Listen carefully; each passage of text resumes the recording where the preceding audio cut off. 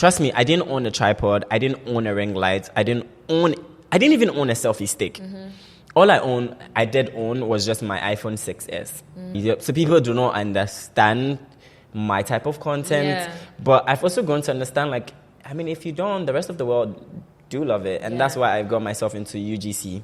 I do not have a lot of industries, like a lot of companies here. Right now, I can see that there are lots of creators in Ghana. Now, we're a lot, but then the company is just a few. Once my mental health was just like, I didn't even care how much you were going to offer me for a job. I saw it somewhere the last 2 years, literally affected my work. Wow.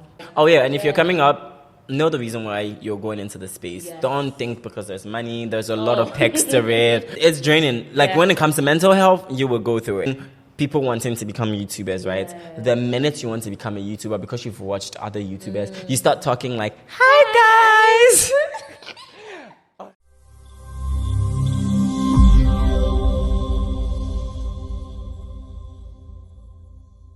Hello there, beautiful people. Welcome to Students of Life podcast with the host, Akosia Prepara. We are back again for another one straight from Ghana. And I have an amazing person on today. I've been following them on Instagram for a while. And I even messaged him, I think it was last year that I messaged you, isn't it? Yes, last year. Last year I messaged him and I was like, when I come to Ghana, I want to have an episode with you because I really love what you're doing. It's very unique. And now we're here, London the Creator. Thank you. I think, because I mentioned him to a couple people and they're like, oh, we know who he is. Oh, really? Yeah, so you are doing your thing. You are. I mentioned one of my guys, Burniton. I don't know if you know MC Burniton. Okay. Yeah. She was like, oh, I know London the Creator. He's amazing. You're going to love it and stuff. Yeah. And when I saw it and I was like, nah, like, he's doing really great stuff in the video editing and like the content and like there's a whole branding to it. So I was like, I need to have a conversation with him. And he's a creative in Ghana. And I want to have a conversation about that. And also mental health as well. So the conversation today is going to go like who London the Creator is, the name. Okay. Yes. Where he grew up, how he even got into the creative industry, how it is in being a creative in Ghana, the ups and lows, the good parts, the parts of his of his career that he loves the most, just a story, and also about mental health, being a creative in Ghana. Yeah. So first of all, who's London the Creator? I actually always struggle to answer this question, to be fair. I just think I'm just me, to be honest. But London is a multifaceted creative who's just going about this day.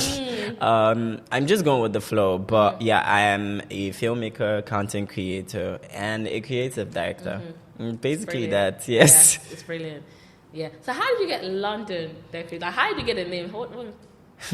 I don't want to sound religious, or I don't want to bore people with this story. This podcast is talk about faith. It's very. The truth is, London is my name, first of all, and also, I always was that person on social media that was always having a name switch on social media. Like, one time I'm waking up and I'm giving myself this cute pet name, and I just wanted people to call me by that name. Yeah. And then one time, I don't know, but the name London just kept resounding in my ear. For a fact, I knew I was just a creator. I just loved creating. And I also wanted to attribute some of the things that I do to God, basically, because God is the creator. Yes. So I was like, if I can do this, I can do that, I can do this. That's me creating, literally. That's me being a creator. So I needed to put that there so it's easy for people to know who I am. But then the name London, I was like, so one time I slept, and then I just kept dreaming about just the name London, the town London. And I was like, okay, you know what? I'm just going to go on social media. All my social media platform, I'm just going to change the name London. So initially, I had my name in full with London at the end as my surname, which was so weird or so interesting. And then one time, I'm there and I'm like, you know what? It's too much of people getting to know my direct name. In case I did something, I'm not saying I'm a bad person. And then... tarnish. Government has to be high. I do not want to do anything that would just tarnish my name or my family's name. I mean, I want to take sole responsibility for everything I do. So I was like, okay, you know what? I'm just going to take everything off, and I'm going to keep London because I just love it. Yeah. And it also felt very unique to me. So I was like, I'm just going to keep the name London, and I'm just going to add the creator because I was a creator. I love that. Yeah. And I love the way, you brought God into, because this podcast, I'm a believer. Nice. And I speak about faith and everything in there. So feel free to bring God into it any moment. I will. And I have a questions for you concerning faith, because we follow each other, so I know the things that you post, and I'm like, he's one of our people. He's about people. So let's ask. So where did you grow up? I grew up in Tema. Okay. Most of my life, all my life. It's just when I moved away from my family and I started living in Accra alone. Okay. But since childhood, I've always lived in Tema with my parents. Yeah. So how was it like growing up in Tema? It was everything beautiful. I didn't think I lacked anything growing up, to be fair. So I did enjoy my childhood for the most part. It also did come with certain challenges when we had to move or switch locations to different towns and different places. But I missed it all. My childhood was one that I would always wish to have it again because it was beautiful. Yeah, my childhood was fun. I love that. So what made you move to Accra then? So in Tema, I realized that right after high school, most of the things that I got myself into as a creative was always based in Accra. And so I had to always cross the motorway and come to Accra. And my mom found it a problem because she felt if my child is always moving in the vehicle, leaving home and then just crossing a whole highway and then going somewhere and telling you, oh, I'm just going to work, I'm going to do this. It's quite risky because she doesn't even know where I'm going to 100%. I could say I'm coming to a TV station. That's fair. I'm not saying I ever lied to you, Mom. But yeah, I could say I'm going to a television station for an interview or to go seek for some job opportunities. But then she wouldn't know the aftermath of it. She wouldn't know what's coming. She wouldn't know what would happen whilst I'm on my way. So it was quite a risk, a big risk factor for her. So she was like, oh, I'm not really into this whole creative thing. Just stay at home. Yeah. But staying at home, I just felt a part of me was also missing.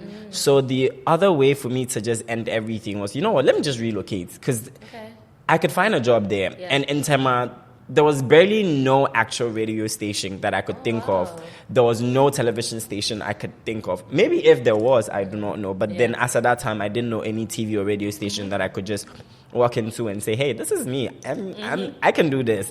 Hire me.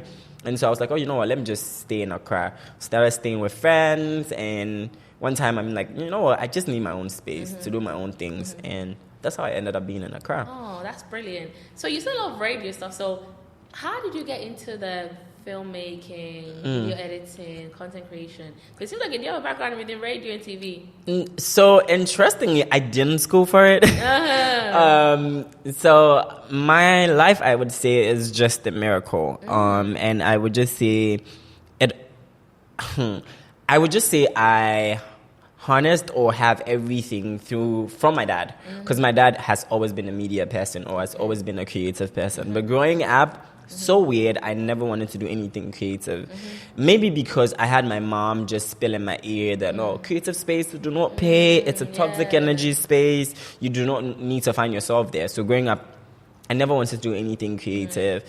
Backstory, I went to high school with hopes I wanted to go read science. Okay. And then I get to school, and then for some strange reason, I wanted to just read science. I didn't understand why my teacher chose general arts, so I was supposed to read art. And so I find myself in the arts class. I felt humiliated because my teacher asked, what does everyone want to do? And you basically know the type of job, professions that come with you being in the arts space. And this was me in an arts space screaming and saying I wanted to be a doctor. People teased me, they laughed at me. But truth is, I knew what I wanted to do. I just wanted to care for kids. I just wanted to care for people. And that's why I wanted to be a doctor growing up. And so over there, I remember telling a lie to my teacher one time when I was talking in class. I'm a talkative person, first of all. So I was talking in class, and then she asked what I was doing. And for fear I would find myself in trouble, I told a lie. And I told her, oh, I was actually writing you a poem. And then she's like, oh, can you read out the poem to me? And I do not know how I did it, but I was able to come up with a 7 or 10 stanza poem, and she loved it. And then she was like, oh, can you read me more? And I was like, oh, I have a whole diary full. And that was such a big lie. So I bought myself another diary. And I wrote in that diary within a week or a couple of days later. And I took it to the staff common room where the teachers are always finding themselves. And every teacher seemed to love it. And that's when my energy for art started. But then it only started with poetry. So I started writing poems. And then I also thought, what was the way to actually tell my poems aside just writing them in the book and people purchasing books, because it would take me to publishing books. And I always say this, and I don't think I've said it enough. But I had like a high school best friend, and I always shout out to him, Sylvester. He one time asked me a question that was very, very, very, very strong. And that question was, what do you want to do right after school? And where do you see yourself? And I didn't know why that question was so heavy to me, because one, I'm in the wrong class. I'm doing arts. I was doing good in my class. I was doing good because I was reading arts. I was doing good because I loved arts, but I didn't know I loved it. I was just doing it because, well, I'm quite intelligent. So I was just doing it because I had to do it. Yeah. So that question was very heavy. I wondered, what really do I want to be? Yeah. And then I just realized I loved watching Teen Choice Awards. And I just said to him, oh, Sylvester, I would love to do something like teen critics, where teens are just criticizing the adults for the things they wear on the red carpet, the places they go. And then he was like, oh, that's a nice idea. Are you really sure you want to do this? And I said, yes. And he said, you know what? Go after it. I would be there to support you. So we went on break or something, and then I went home. By then, Facebook was a thing. Okay. So I was just there. He sent me a link to a Facebook page. It was created beautifully, and it had teen critics with good visuals, like graphics. And I'm like, what is this? And he said, it's yours. And he was an angel sent. See, and that was when I saw myself chasing after my creative life. Because I just felt if someone could put in energy or to put in effort for me in that space or in that sense, I do not have to let him down. So now I started like writing ideas for like TV, for radio, and I was just looking for the right person to pitch it to. So I started sourcing out for people I could speak to. And in Ghana, there was this thing where people do not have like a medium where they actually like dish out information. If you cannot afford television or you cannot afford radio, they'll just print a paper and paste it anywhere. Okay. And so I one time was walking in the town, and then I saw a poster that said, oh, actors needed, blah, blah, blah. I don't know why. I was just I feel like you kind of like, throughout life, you've been very well directed by God. I think like... Yeah, I was just... And I would say this, and I would now say this all the time. I think just everything that has happened to me is always leading me to where I'm supposed to be. Exactly. Because I just call these people, and I'm like, oh, I want to be an actor. Yeah. But then when they wanted to put me on the screens, I'm like, oh no, I would love to write the script. Yes. And then they're like, oh, but you're good in acting too. But for some strange reason, the opportunities was never coming. Like I was never getting to act with them because I was always either busy. I was actually finding myself in school. So one time I just said to them, you know what? Hi, Surprise, because that's one of the guys' name. I'm like, Surprise, I have an idea. I want to start a show. It's called Teen Critics. My high school best friend created this page, and he's like, oh, what's the vision for this whole series? Yeah. I explained it to him, and he was like, oh, I like the idea. You know what? I have a few connections somewhere in TV. I have some camera gears. We can shoot a pilot of it. Ooh. And then if we can pitch it to TV stations. I got excited. And that's how everything actually started for me. He tried getting me into spaces where I could speak to like TV producers, directors. And we started doing that almost every time. Anytime I was back from school, even when I was in school, I had to even sometimes... Mom. I don't know if my mom is going to watch this, but even sometimes I would have to leave school. Yeah. I mean, politely. I wouldn't like just break bounds. I would leave school just to meet this guy up so we can go to a television station for them to hear me. Yeah. And sometimes it would go to like, you know that thing where this is the peak, right? But then we'll be almost there. Yeah. And then it feels like something just crosses. And then I was always losing hope, but sometimes I was just gathering hope because I just loved it. I also loved the process. And I think at a certain point, I just loved the fact that my friends could see that I was trying on my own to be in that space. And one time when I realized, like, you know what, maybe they're trying their best. I'll put in my own best. And then I started doing... what was I even doing? Then I started doing my own pitch. Like I was rather now hitting up like these media anchors. I would rather watch television and then looking at the crawlers just to see would they say they need a presenter. I was doing that. Yeah. It was going fine, but I was always not getting the results I wanted. Like it was heartbreaking. And I think this is the very first time I've actually said this ever on an interview. I was always losing hope. But then there was always a glimmer of hope somewhere that was telling me like you can do it. And so when I was always trying, it wasn't helping. I was like, oh, this is not really working. And then for some strange reason, life always circled around this whole thing. Yeah. And these same people I met in the beginning will come back again. That, oh, London, we were able to get some guy. He's ready to produce you. He's ready to sponsor. And I got one of my very first sponsorship when I started this whole creative thing to host a red carpet event at Accra Mall. The man paid for my costume. He paid for like my transportation. And then it gave me hope that, look, it's not rosy, but it will get there. Get there. Basically. Yeah.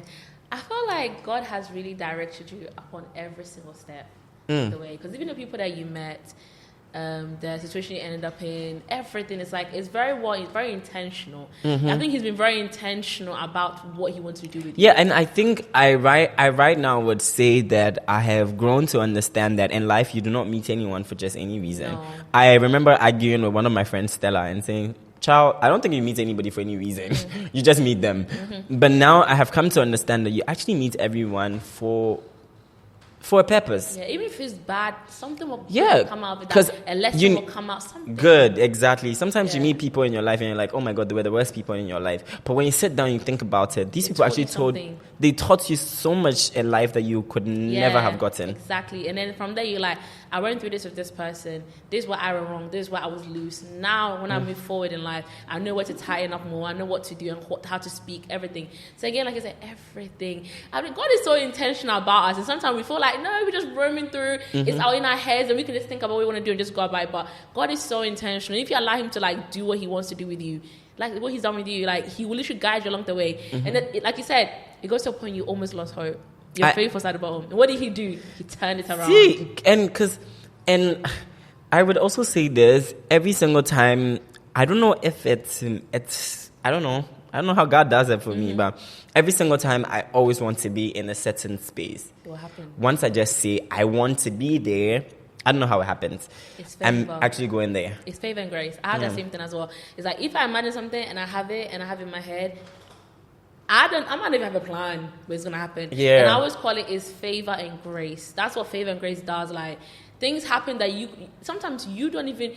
You think, how the heck did this? How did I meet this person? This person connected me to this. And you look up and you're like, God, it has to be you, man. Because it's not by my might and my power. It's definitely by you and how you decide to move with me. And I love that. I love that we got into that as well. So how did you get specifically into what you're doing now? I just was trying. But backstory, I got more into like just... I've always loved film, but I got more into content creation and the whole video editing because of disappointment. So growing up at a certain age, I found one of my uncles who were always just swimming in the house, in the pool. And I would always go on live on Facebook. Facebook was I used to be a Facebook child. Like, Instagram used to be there, but I didn't care about Instagram. I felt Facebook was my space. So I was always on Facebook Live, and I would just go live, and people seem to like interestingly enjoy my life with my uncle, like just we swimming and talking about random stuff. And I used to consume YouTube a lot. So one time he said to me, "You consume, then you produce. Okay. So since you're consuming, why don't you also produce for someone else to consume? Okay. And you can make money." But no, I don't think he even mentioned you can make money. He just said, just do it. And exactly. And before that conversation with him, my dad had also mentioned that I was always... This is very disappointing to me on my side, because I was always working with people, but I was never putting all the works that I've done. I was never saving them. I was never keeping them in the bank where I can say, oh, I did this. Yeah. I was never even taking credits for the stuff that I used to do in the past. Like, I'll just do it, and I didn't care about it. I didn't even think those things mattered a lot because they could help you get your next jobs. I'll just do it and let it go. So my dad was like, you've seen yourself in this radio station, you've seen yourself in this TV station, you've seen yourself doing this.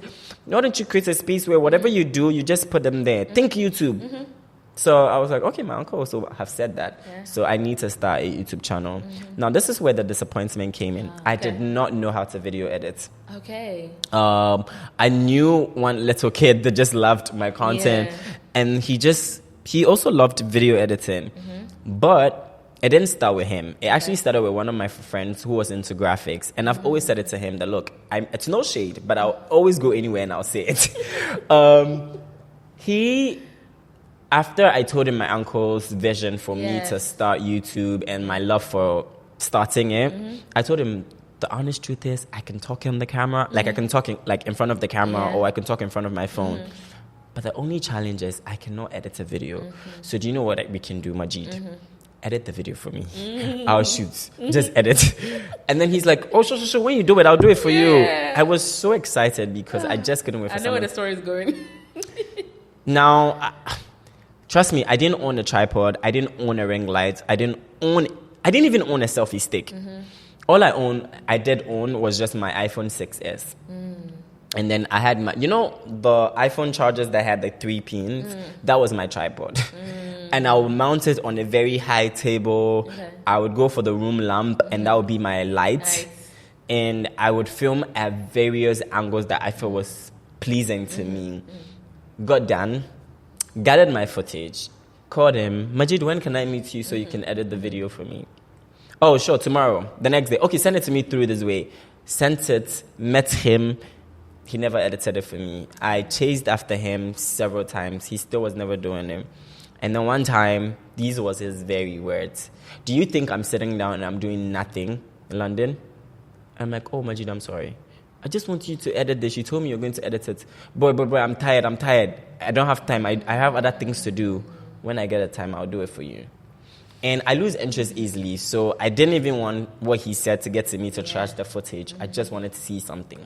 So I called one guy. I'm like, hey, Zaid, what app do you use to edit your videos? And then he mentioned a few. But for some strange reason, I don't even know if the one that he loved using, he didn't tell me that one. He told me InShot. I downloaded InShot and I started video editing. And because I loved practicing, I would just take random videos because at that time I wasn't working with brands to say I have videos to edit to practice and be better at my craft. So I was just taking random videos at home. I was putting them together. My first YouTube video, my friends were like, oh my God, did you edit it yourself? That encouragement, that praise alone, that, oh my God, you did good, encouraged me to like keep practicing. I kept practicing. And now look at me. I love that. Practice, when I say practice does make it perfect. You're definitely a thing of it. That's an amazing story. And like you said, through us, one of the things I took out was just disappointment. Disappointment is what got you to where you are now. Yeah. So a lot of times throughout life, we go through things and then we get disappointed. Somebody would have just said, oh, okay, cool, no one's going to edit for me. I don't have to do it. I'm just going to, okay, maybe next one. Let's go to the next stop. Let's go to the next thing. Well, I think there's one thing about me. Sometimes I just want to prove people wrong. Like, that's the whole point. Like, I just wanted to prove him wrong, to be honest, that, look, if you didn't edit it for me, someone would have done it. But then there was nobody actually to do it for me, so I had to do it myself. And I think it was kind of God also directing you to where you are now. It was like, you just want to create a video, someone to edit for you, but what I'm trying to make you do is actually do all of it. I want you to be able to take it and edit to yourself, and that is where, like, you know, you're going to make your things from, you're going to start from and stuff like that. And I think that's how you got into it. And again, everything is very intentional. Very intentional. Happened for a reason. I love that you took something that somebody would have taken it and said, oh, maybe it's a sign to just stop. You know, a lot of people be like, it's a sign from God that I shouldn't do this. Now, sometimes that's just time to go ahead and maybe find another way. Maybe push you a little bit more. So thank you for sharing that story. Sure. So how has it been, like, in video making, like, in Ghana, being a creative in Ghana? It's a struggle, I would say. It's actually a struggle in many angles. One, human resource is even the biggest struggle. Like, because I love to produce. I love to, like, come up with, like, concepts and things like that. Aside my friends, who are the other people I could just go to randomly and want to do stuff with? And for some interesting reason, most of my friends are creatives.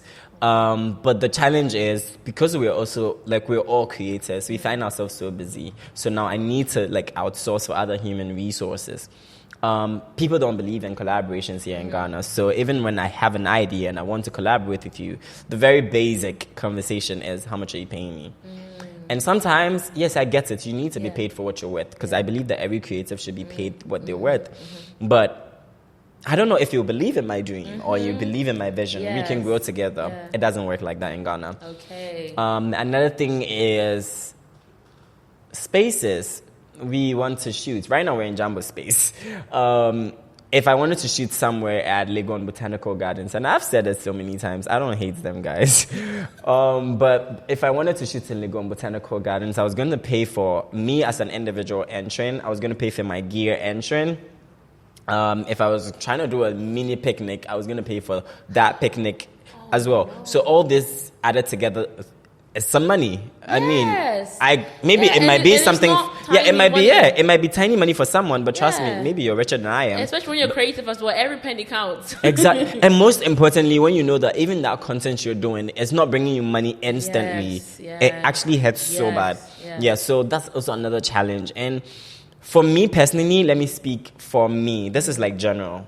But for me, I think another struggle, but I don't even see it as a struggle because I always believe I'm just in my own lane. I'm just working as a creative and I'm just doing what I love to do. Because truth is, I also didn't stop being a creative because I wanted to monetize. Yeah. I just wanted to just live my life. Yes. One struggle that I face is I seem to be very calm, aesthetic type of person. And Ghanaians do not understand those type of vibes. They do not understand creative expression. I mean, not all Ghanaians, please, before someone comes for me. They do not understand that type of content. So it's hard for me to actually translate my content to people. Yeah. Like, if I go on TikTok and I did an actual content that was in a different, how should I even put it? Was so different from the usual Ghanaian content. Yeah. People would not consume it as much as people would have consumed skits, comedy, like those, like people cross-dressing and like doing those type of content. Yeah. Those would have blown. Yeah. But if I actually sat down and did a different commercial video idea, it's just my friends and a few people that would say, oh my God, this was creative, this was good. I would not get that number. I would not get that result. People even get criticisms as well. Exactly. Yep. So people do not understand my type of content, but I've also grown to understand, like, I mean, if you don't, the rest of the world do love it, and that's why I've got myself into UGC. Okay, I love that. How is that in Ghana? UGC? Yes. I think it's fairly heard. I don't think a lot of people know about UGC, but I think also people have heard the word UGC, user-generated content, and that's what they know. So some people just find it. You find it in some people's bio, and I'm like, which brands have you done UGC for? You're like, do you know what that is? Or are you just are you following? It sounds cool. Or you are adding it to your bio because you've seen other creators put it in their bio. But truth is, I don't think brands here in Ghana actually prioritize UGC content. I don't think they see the relevance of it, or maybe they do not know what it is. I don't think they know what it is and how useful it can actually be for them. Yeah, I don't think they know about it or the importance it is for them. So I have not 100% done UGC videos. If I'm saying UGC video for brands in Ghana and I said I got paid or even a gifted collaboration, I would just count a few. But for outside, anytime I send an email pitch or something, there are quite a number of them that want to either pay you or work with you. Right now, I have like about 4 gifted collaborations and I have a few paid collaborations just for UGC.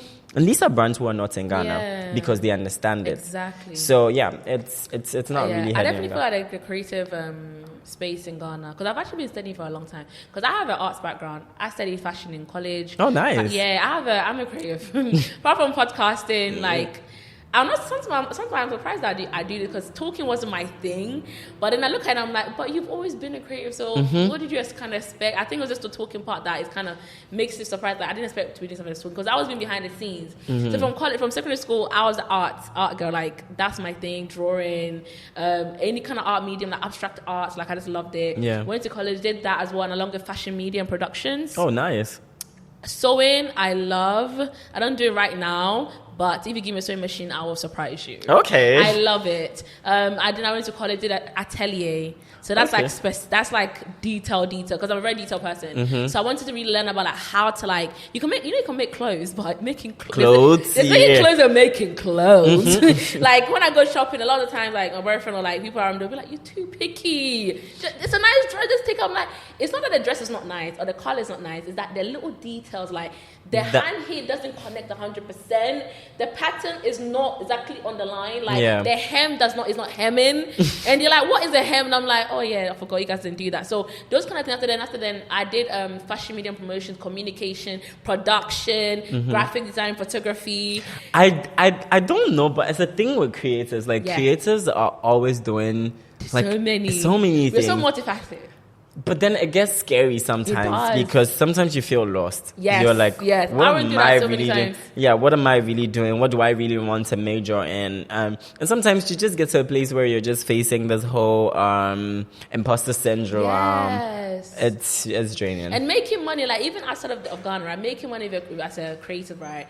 It's not as straightforward like go to uni, get a degree, go to a job. Every month they're paying you 9 to 5. No. It is like literally freelancing. So you have to literally show people that you are worth the money. Yeah. And sometimes it takes a lot of time for them to even realize your worth. Like, and sometimes it's not even about they realizing your worth, but I feel like it's just the country we find ourselves in. Yeah. Ghana do not have a lot of industries, like a lot of companies here. So like you just find a few companies. I could just mention about a few companies that I know are actually like 5. That I actually know that they exist for like over the decades, and these are just brands that would engage a few creators or a few influencers.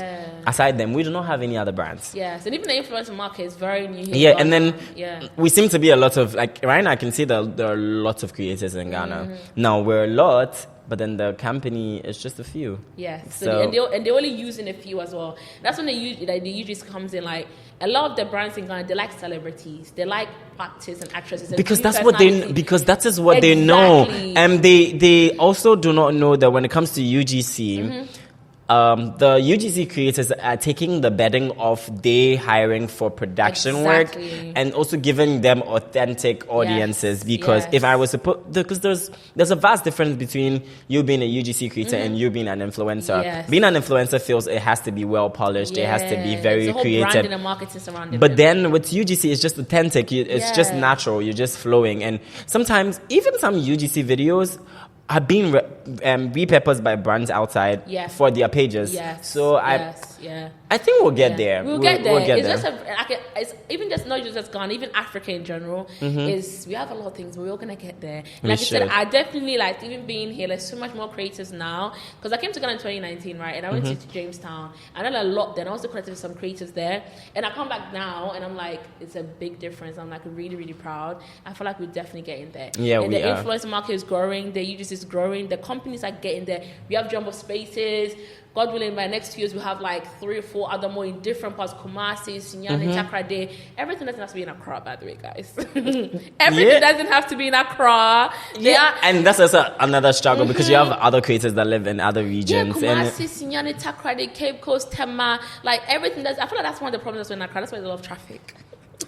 The traffic situation in Ghana is terrible. Everybody's in Accra. Everybody wants to be in Accra. And I understand. And Accra is expensive. Yes, and I understand it because basically, like everything, like some of the jumbo spaces, somebody's not confident jumbo spaces in Kumasi. They have to come to a place like this to like, I need to go to Accra to make it with my creative thing. So I think within time, like everything will just expand. But thank you so much. This is a really great story. I loved it. I feel like you've really given an in-depth of like where you came from, like even how you got here, the stories along the way, the decisions that you make and why you even made it, and obviously connecting all back to God as well. I want us to get into like how, because you're a Christian and this podcast is like really based on faith. So how do you see God work through your life and how do you incorporate him within your creative like endeavors and like even just like your personal life and everything as well? So I'm just going to say this for fact. I am not that religious like everybody would say like I'm just I'm not going to scream religion in front of anybody or like in the ears of anyone. I have right now I have an alarm turned on at 12 and early in the morning and like late in the night. This is me trying to keep myself in check with God because I think as a creator one thing that we usually forget is that as God throughout everything and so we sometimes primarily do not do some things that has to be like an offering or a worship to God. Like for instance, we miss church service a lot. Like I stopped going to church for a very long time, and it wasn't intentional.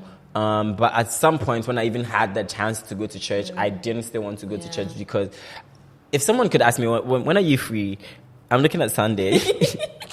Because I'm like, I'm not doing anything. You can do let's do Sunday. Sunday is nothing. But now I'm prioritizing God. And the reason I'm even prioritizing him is if I look at where I came from and how far I have come, it's just God throughout. And in involving him, I would always say a prayer. I've also noticed that anytime I wanted to do something and I didn't 100% involve him, it would go the way I want it, but it wouldn't end the way I want it. Exactly. But once I always start and end with him, it goes the way I want it and the way I want it to end. There are a few testimonies that I would just scream out to, and I'll say it's God that did it. It's like from the beginning, like from a summit to even my current job, like so many things. It's just God, and I just owe a lot to him. Yeah. And I believe, like, I keep walking every day. Anything could happen to me. Yes. Anything could happen got to here me. safely. Like, Exactly. you woke up, you're not sick, you're healthy, you can talk, you can see everything. Somebody woke up today in a hospital at 3 o'clock in the morning, like, and they're there, right now, the families are getting a phone call that they didn't make it. Yeah, and also because I also work in a very toxic space, which is being a creative, and also I always have to use my brain. Yes. The only brain I could borrow now is God's brain, because I can ask my other friends. Yes. Because every single time I want to do something that is so different from who I am and what I am. Like, I just want to always upgrade. Basically, that's what I'm trying to say. I always have to upgrade from the content you saw and you loved. I want the next one you see, you should be mind blown. Yes. And so, and in doing that, I need my head. And sometimes my head is not sane mentally. And sometimes I'm forced or I'm challenged to actually come up with these ideas. And what's the best way to always say God? Yeah. And I wouldn't say, anytime I always say, God, please, this one is just you. Yeah. That's when I sometimes get the most super creative ideas. That peace of mind just like falls on you, like Yeah. So it's when it comes to God, I can say less, but I know what it means to me, and I know what He is to me. And when it comes to God, I just know what I get from Him. Basically, that's what I would just say. I love that. I absolutely love that. And you mentioned mental health, and that's also another very key part of the podcast, like promoting mental health and like mental health awareness, especially in Africa, Ghana. Like since I've been doing a lot of work surrounding that, radios, doing episodes and things like that around it. And I want to talk about it. How is it like being a creative, and how do you take care of when it comes to the mental health aspect, right, of being a creative, and how do you take care of yourself with that as well? I've been one that I've always struggled with my mental health. And I've said I remember you spoke about it. You was a live that you was in. I was in a live. You were speaking about it, and I loved it. And I was like, because I study psychology and counseling, and I'm getting a degree in that. Yeah. And I want to go into like being a clinical psychologist or even like a counseling. Please, you should. So, yes. So when I was like on it, I was like, I can't wait to see him that we can talk about it. Yeah. I've always like struggled with my mental health because I think sometimes I just impose the threats to myself because I'm always like overthinking certain things. I'm always having my head in different spaces. But at the same time, I also think that a lot of childhood traumas and other things like sink in sometimes with me. And so I would always not be balanced. In the past, I would just ignore everything. Like once my mental health was just like, I didn't even care how much you were going to offer me for a job. I saw it somewhere the last 2 years literally affected my work. Wow. Although in a larger spectrum, people would not know this, I almost had to say goodbye to being a creative, even somewhere this year too, because I do not want the name being tarnished, or I do not want my name to be rubbed in the mud, because up here, I'm not sane, but, trying to communicate it to people, like, you know what, hard. Sometimes life challenges are so heavy, like, I can't tell you what I'm going through, but I just have to always live through it. And because I've always been the happy face boy, I always have to put on the facade and laugh through it every time. But being a creative is also like very draining because one, you're thinking, sometimes you're tempted to think about the numbers. I do not think about the numbers, but lately I've seen myself thinking about the numbers. You do not want to think. In there from time to time. You do not want to, but sometimes you just have a sneak peek and you're like, oh my God, this video didn't do twice as much as I thought. Oh my God, I spent the whole night and I did this video. This is what I get. And sometimes too, you see other people being there and you're like, oh my God, I should have been there, or I should be there too, because I'm happy for those people, but I wish I was also there. But when you think about it, you're like, oh, maybe they were just consistent and you were not. But when you also think about you being inconsistent, when you think about it deeply, that is me personally speaking to myself. Sometimes I'm inconsistent because I don't want to pressure myself mentally. And that's how I always recuperate, and that's how I cope. Because if I pressure myself to put out all the content that's always in my head, or I'm trying to put out content each and every single day because of the numbers, I don't think I would actually live mentally sane. So yeah, my mental health, it's just like this. It's a roller coaster ride. But I love the honesty, because a lot of people are like, oh, I'm all right. like, I just... The people who even say they're all right are the ones going through it the lot. Yeah, and especially as a creative, like you said, like the numbers, the oh my God, I thought I'd be here by now. I'm still not there yet. Or I thought by now we're working with these kind of brands. Why are we still not there? But think about it, right? But think about it. This is how I'm coping. Think about it. You were thinking you should be there or you are supposed to be there. But when you think about it, the brands you started working with are not the brands you're working with. Yes. And that's something that should keep you sane. Also, think about it, the numbers, right? The numbers are not encouraging, but you got to work a certain brand. Sometimes, too, the numbers, you're not think beyond the numbers. Yes. Think, like I said, UGC is not widely appreciated in Ghana. That is why I'm actually like going into it, because I realized it's something I was just doing for fun. But then I realized that there's there's the market for it. I need to research beyond it. So right now, I'm not even letting the numbers that I'm getting get to me, because I know, well, in Ghana, this is where the numbers is going to be. But if I try so hard and I penetrate into the international market, that's where it works for me. I love it. I love this. I figure out what works for you and just keep doing that. Just keep doing that. I absolutely love it. I love this conversation because I feel like it was so wholesome. It was so like candid, like honestly. And then I love the part that we spoke about how intentional God is about all of us and allowing Him to do this thing. Like you said, every time you start doing things that you don't really include Him from the beginning. It would go the way you like. I don't know, but maybe it's just it doesn't go exactly. You know, it could have been better. Yeah, it would go like for me. I don't know. Maybe I just noticed anytime I don't even. If I don't involve God for some strange reason, I mean, the devil works like God, right? Yes, he does. Everything would go the way I want it, but it wouldn't end the way I want Exactly. And you wouldn't realize until the end comes, you're like, okay. Yeah. I learned my lesson here. And that's when it hits you and you think you're going down like bottom rock and you're like, oh my God, I need you. I forgot to pray today. I forgot to pray about everything else. And then you're trying to like involve God. And then that's when sometimes I feel like I'm a hypocrite. And God is looking at you like, oh, now you need my help. You wasn't calling me before. Exactly. Okay. And that's the thing I love about God. Like, He has grace. He has the mercy of God. Like, the things that sometimes we do, because we're not perfect. But every time you call upon Him, every time you put something in front of Him, like, He always speaks back. He always gives you something. And then sometimes He does not give it to you the time you want it because it's not the time. Yes. I don't even know if I should say it. My manager always says, London, you're talking too much. But there was a time when I wanted to travel so bad. Like, I wanted to leave the country. And I just lost interest. It came back again. I just wanted to go so bad. And for some strange reason, when I wanted to go so bad, I tried all means to go. It didn't work. And now, one time when I least expected it, because I just said it by word of mouth that, you know what, by the end of the year, I'm traveling. Yeah. My friends were like, oh, where that faith coming from? And I'm like, no, trust me, I'm actually going to travel. And I'm going to travel and travel even more. And it's so weird to say and very fascinating to say that once I just said that, before the year came to an end, I had my first international brand trip, all paid for. And then I was like, oh, how did this happen? Yeah. The next minute, I applied for a film summit to represent Ghana, and I got chosen to go to Zanzibar. And then I'm there, and then I have another trip coming, and I have another trip in the way. And I'm like, God, it is you. I'm so proud of you. That's brilliant. No, but you see, and that is when you know that you don't have to force it. No. You just have to. That's what I always tell all creators that, look, I don't think I'm in any competition with anyone. I'm just doing what I love. I just love creating. Yeah. That is why if you realize I can make an Instagram post and it'll be like 2 weeks. Yes. I don't even You don't do the bombarding every 3 days. Something I will just come back anytime I want and I will post it because that's when I feel I want to put out the next content. There are times where I will bulk shoot and my friends will be wondering, when are you ever going to release these contents? And I'm like, I don't know. Yeah. Once it's paid, I don't have a choice because I'm obligated to actually post. But if it's me genuinely trying to show you how creative and how I can be with my craft, I would take my time in doing it.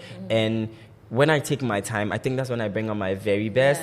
And I also, truth is, I do not want the numbers to get to me. Yeah. Because if I start producing too much content, it's because I'm looking at the numbers and I want to see something. Like, I won't lie to you. You're chasing something that it might actually not go the way you want it to. I cooked for the very first time on my Instagram and my TikTok. And even my YouTube shorts. And I saw the views and I was like, oh my God. Is there a market in cooking? Yeah. Should I? Yeah. Then you start chasing that high. Typically, as creators, one would start changing what their voice is on social media and start cooking because, I could get views, so let me start cooking. But the truth is, once you start cooking and it gets to a certain point, ask yourself, is this a content you genuinely love? The truth is, I always do content I love, not not the content people want. It's the content I want to look at and say, oh yeah, London, I did that. But if I start to do what people want, then I'm not pleasing myself. Exactly. And if you love it, there's people out there just like you who will love it too. Exactly. It's just giving it time for those people to come. And like you said, like, as a creative, the numbers and chasing the high, sometimes temptations will come. You'll be like, let me do it. Or maybe you see somebody else doing it and it's working well for them. Or like you're saying, you see the numbers and you're like, should I dip down to that side? But stay focused, focused and not chase that high, because that high is not going to last. And like you said, like if you get there, what is next? Like that's what sometimes I'm like, in Ghana we always like bring out new people. Like let's say for instance, if I did something and it was very funny or it was very hilarious, the next minute I'm like the next celebrity or like I'm like a public person that everyone is, and then those television stations and radio stations will start calling you, and then that minute I'm like, okay, you did this. You got there. Now what next? No shade to the people that do the skits and the very, like they put on the whole makeup, wearing raggedy clothes just so that people would laugh.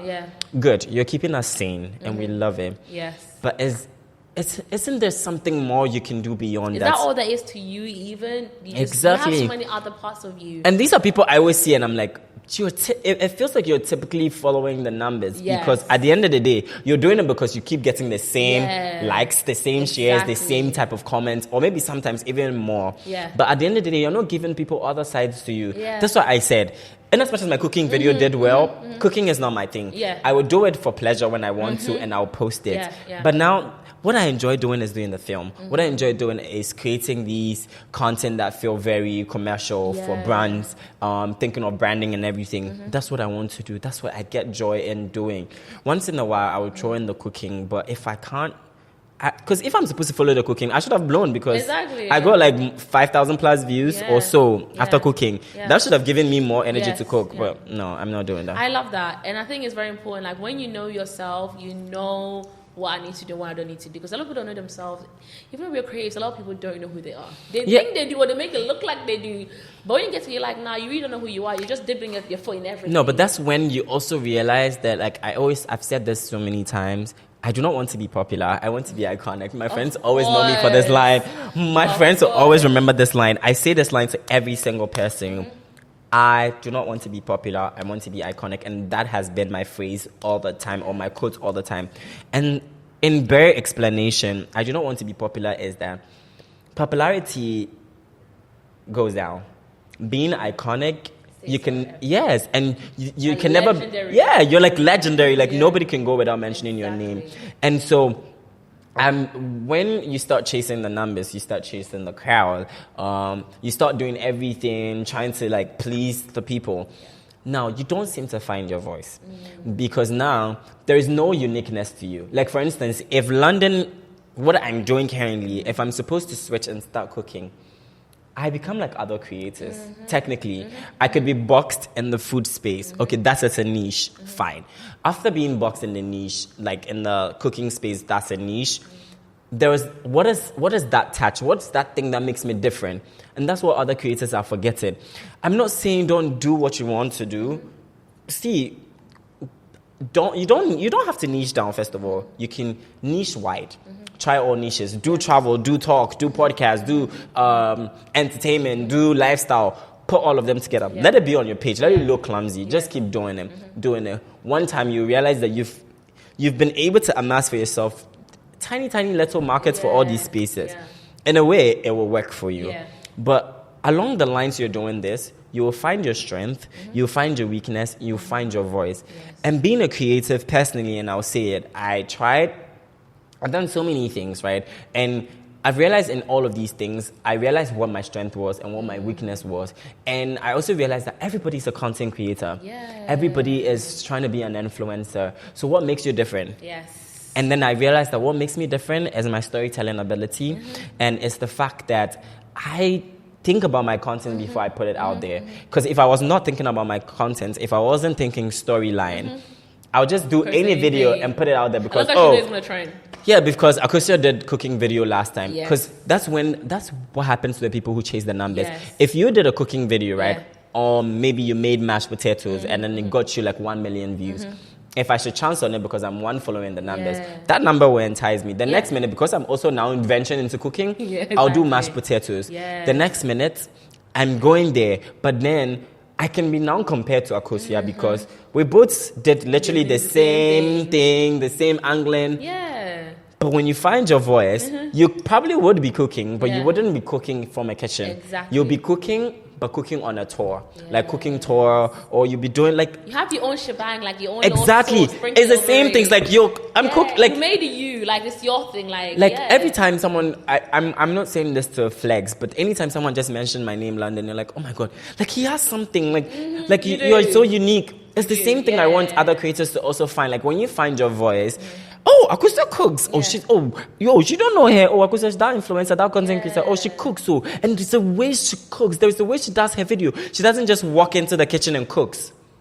She even cooks on a tour. Like that's your voice. That's your strength. That's it's the so thing. important in the creative industry Yeah. to stand out. Yeah, You always need- make sure you stand out. Yes, Like your make sure you stand personality, out. who you are, you need to show in whatever you're creating. Like being everyone authentic. Can talk about how are you talking? Like what conversations are you having? How are you doing it? What is the whole branding behind it? Like. If we're always talking it's so brand, I don't know. important. Anytime we talk branding, and I would always be a talkative person on this topic because sometimes it's draining. Just imagine people wanting to become YouTubers, right? The minute you want to become a YouTuber, because you've watched other YouTubers, you start talking like, "Hi guys," and that minute. Do you understand? And the minute you start talking like this, you are not authentic. I see that on TikTok as well. Now you don't become, and even sometimes when people want to present, "Hi guys, so I just got," I get it, but then you see, because it is not you, it is not your can voice. tell, like, you can tell that another this one. looks like I've seen it. Everyone is doing the same. You're just like, another one, scroll. Yes, but then when you actually find yourself, right, you can be a calm talker on YouTube, but then you're watching someone who is very hyper. But there's a thing or two you'll pick as inspiration, and that will make your content very different. Like now, because I know people who do YouTube and they don't need to fasting their edits. It's very calm and very relaxing, and there's a market for you. There are people who do not even like to talk in front of the camera, right? They don't even do there's something called silent vlogs. I've done Yes. that before, and there's a whole market for it too. There are people who do not even like to talk, but then they're good with shooting, they're good with their angling, and they don't talk in their YouTube. That's what I'm talking about, finding your voice. When you find your voice, you realize YouTube is my thing. This is where your voice comes in. YouTube is my thing. But I do not want to talk like the other YouTubers. My thing is, I will do the YouTube, but I will not talk. It's me. I will do the content, but I won't do it like how other people are doing it. I will do the content, but I wouldn't follow the trends when it comes to... I swear, I don't even follow like trends when it comes to like content creation. You can't. You're gonna get sucked in. It's so simple to get sucked into those things. Like you might think, I'm alright. I got a mind. My mind is strong. I'm not gonna get... Trust me, you're not above the algorithm. You're going to get sucked in. Exactly. So it's just best, just like what London is saying, find your thing, do it really well, and add your own like sprinkles to it. Yeah, add your own sprinkles to that. So there's a lot of creators, but what makes you different? Yeah, like when I saw your things, I was like, nah, it's different. I'm seeing anyone in Ghana doing what he does. That is what you want. Because a lot of creators in Ghana, but I looked and I was like, nah, he's doing something different. Yeah, because like sometimes, like it's so, I don't know if it's quite extra of me, but like there's sometimes I'm supposed to do some brand work. It's a couple of people, like it's a campaign and like other creators on it, and it's two things. It's either they send us the script, and sometimes they're not sending you the script to follow it. They're sending it for you to add your touch. But once you've never found your voice, you go straight to the script.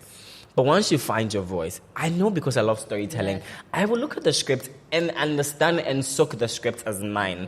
And usually I start my videos with an opening montage. I would think of a montage that starts my video. I would think of a hook that starts my video. And that makes me different. So it's the same thing. Like, you don't want to be sucked in. You just don't want to be sucked in. No. Oh, this is a brilliant conversation. I love I feel like every single creative will watch this and be like, oh, they're talking for me.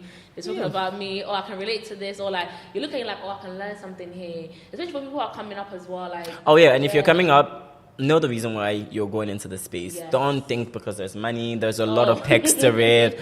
Very surprised. It's draining. Like when it comes to mental health, you will go through it. Yeah. You just have to think about it. Why do you want to do it? Exactly. Why are you doing what you're doing? Exactly. Once you know why you're doing what you're doing, trust me, you won't have any problem. Any people are trying to discourage you, you know why you started what you started. You know exactly what the vision is. So you're like, you know what, it's okay. I can take something from what you're telling me, like a good feedback or something, but you will never stop what you're doing because somebody told you that it doesn't look nice or they don't like what you're doing. You will always keep at it. There's always the people that don't even know why they're doing something.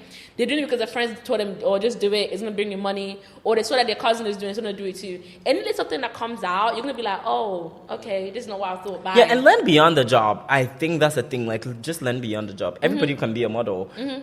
You probably might have a passion for modeling, but trust me, there's other aspects and industry holes in the modeling space that you could explore. Even when it comes to content creation, like I mentioned, UGC. Everybody just hear the word content creator and that's it.